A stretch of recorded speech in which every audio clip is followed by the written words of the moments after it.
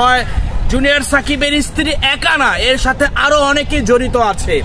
কারণ তার পরিবারে রয়েছে তার প্রথম দ্বিতীয় হাজবেন্ড রয়েছে, তারপরে রয়েছে তার বড় ছেলে আছে। আমার মনে হয় যে অবশ্যই পুলিশ এখন অ্যারেস্ট করেছে শিখাকে, বন্দর থানা, নারায়ণগঞ্জ বন্দর থানায় অ্যারেস্ট করেছে। কিন্তু আমি বিনীতভাবে অনুরোধ করব প্রশাসন বাহিনীকে এবং নারায়ণগঞ্জ বন্দর থানার পুলিশ ভাইকে তো অনুরোধ করবো, আপনারা এই গরিব ছেলেটা, আসলে জুনিয়র সাকিব কিন্তু একটা গরিব একটা ছেলে, সে হচ্ছে সংসারের বড় ছেলে আছে, কিন্তু এই জুনিয়র সাকিব যদি মারা যায় তাহলে কিন্তু একটার সংসার রাস্তায় নেমে যাবে। তার কিন্তু একমাত্র বড় ছেলেই হচ্ছে জুনিয়র সাকিব, যার জুনিয়র সাকিবের বাবা মা কিন্তু গ্রামে থাকে, মাদারীপুর থাকে, আর ঢাকাতে নারায়ণগঞ্জে কিন্তু থাকতো এই যে আপনার শিখা এবং জুনিয়র সাকিব।